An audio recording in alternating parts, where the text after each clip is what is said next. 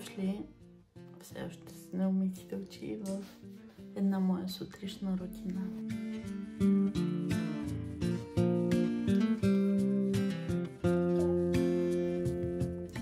Тениската от родилния период.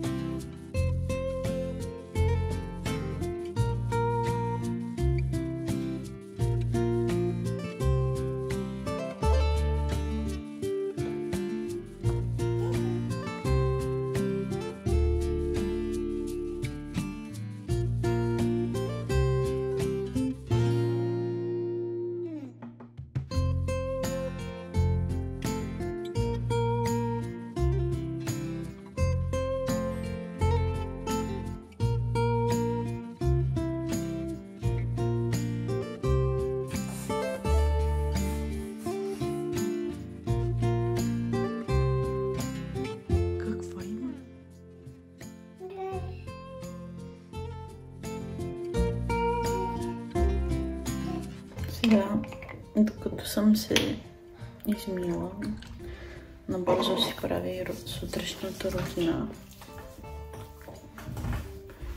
която в последно време включва единствено тонер, който между другото все още не е свършил. Тази малка опаковка е супер икономична и крем. А в тези по-слънчевите дни и слънцезащита, но не си я слагам. Всъщност си я слагам още сутринта. Да. Щях да кажа, че си я слагам преди да излизаме, но не е така. Слагам си я направо сутринта. И след това време на време нанасям един допълнителен слой.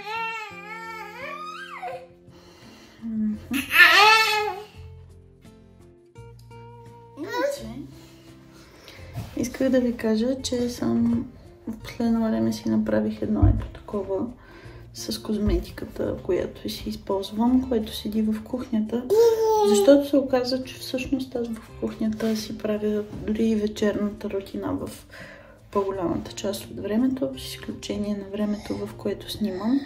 Но сутрин на мен ми е необходимо, докато Яница тук се опитва да се закачи за кръчола ми, да си я направя така, да си измия лицето, да си измия зъбите. И всъщност за четката зъби, която видях, че използвам, е тази от Travel, как се казва, от комплекта за пътуване, който ви показах преди няколко влога, че съм си купила и си го използвам активно. Така че да, просто съм решила да си го направя удобно и да не се дразня сега, че вече е станало 10 часа, аз още не съм си умила очите. Просто преместихме нещата тук.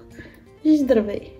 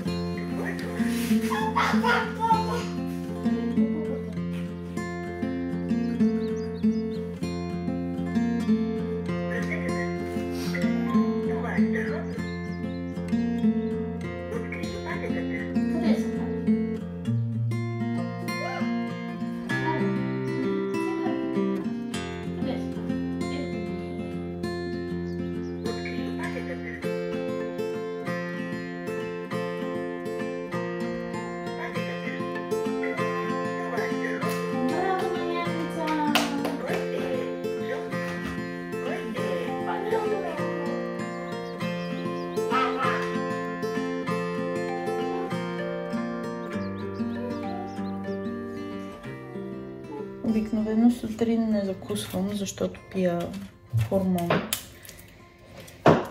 И почти нищо не правя долу към 10:30, когато всъщност Яница прави първата си дрямка. Защото нито мога да пия кафе, нито мога да хапвам, нито нищо. Единственото нещо, което мога да направя е да пия вода. Така че сутрин обикновено или лежа като труп на дивана, когато много ми се спи и си играя с Яница, или просто си действам тук по някакви задължения, докато тя си играе. Днес изглежда малко по-фокусирана върху себе си, така че вероятно сега ще пусна една прахосмукачка и ще позачистя тук нещата от снощи. Ако не, това ще стане, когато легне да спи.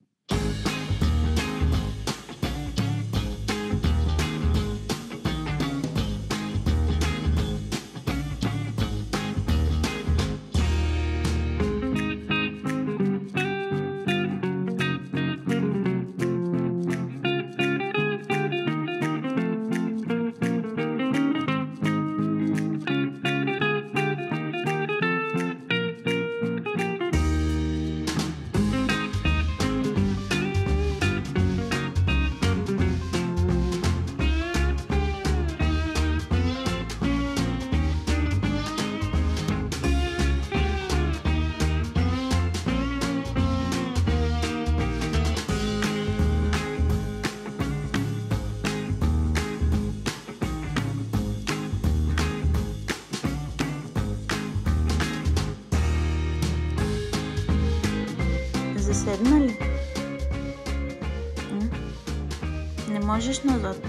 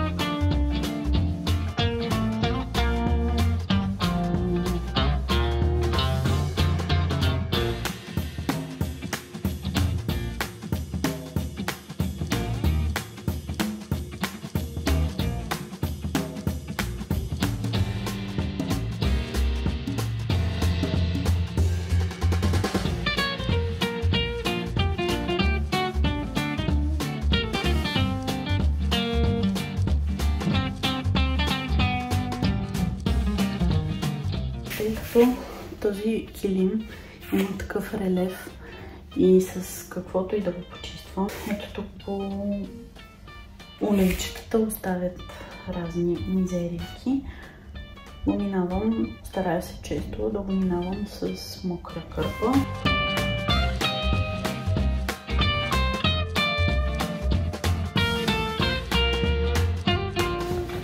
И така в момента вече е 10:30, както видяхте, Яница спи.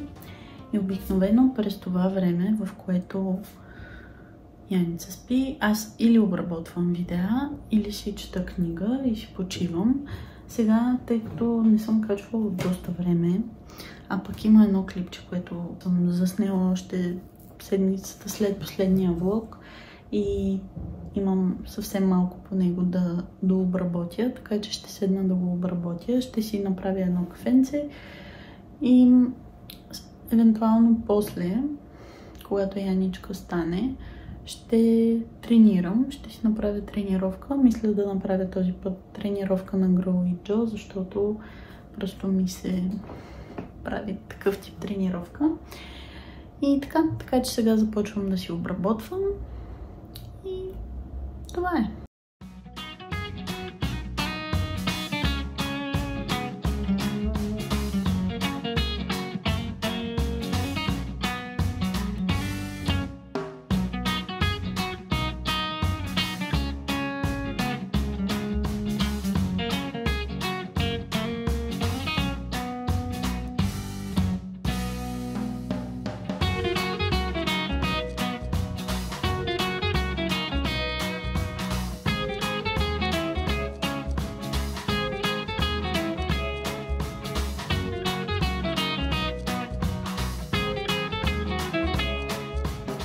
След като Яница се е наспала и се е нахранила и сега ще отида да й сменя памперса и евентуално да я преоблеча.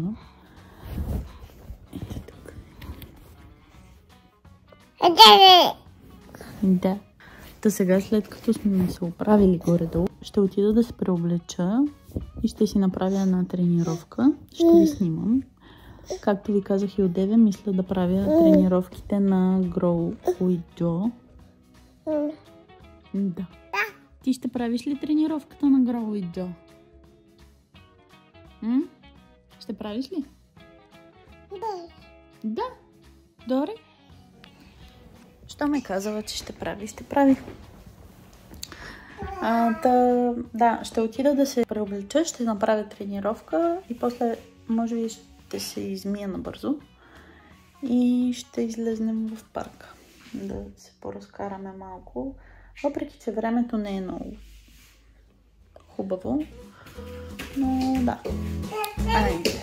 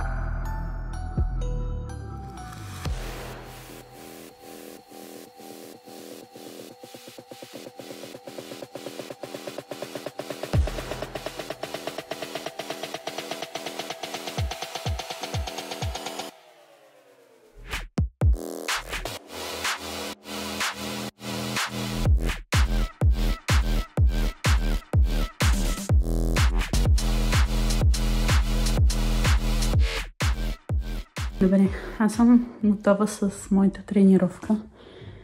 Яница, ти как танцуваш?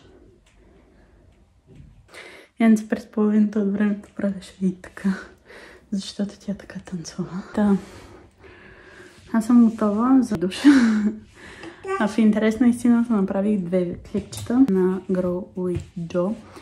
Едното е тренировката за майки. Ох, извинявам се, че съм толкова плътна. Да, поне се раздадох. Да направих 2 клипчета. Едното беше за тренировка за майки, а пък другото е за корем. Като идеята ми беше тренировката за майки да бъде тип кардио. И то всъщност самото клипче е такова. Вие ще видите, че постоянно има ходене на място. А пък другото беше така по-съсредоточено върху упражненията в корема. Всеки път се очудвам от ефекта на тези тренировки, защото те изглеждат супер лесни, обаче всъщност си натоварват и така вади се доста енергийка, което е моята цел. И сега отивам да се къпя и ще видим до кога ще продължа това клипче, защото все пак е сутрешна рутина, вече сме около 12:30. Чудесен старт на този кадър с шишето, но след душ се чувствам като все едно съм гъба и сме изтискали. И аз имам нуждата да поема всичката вода на света.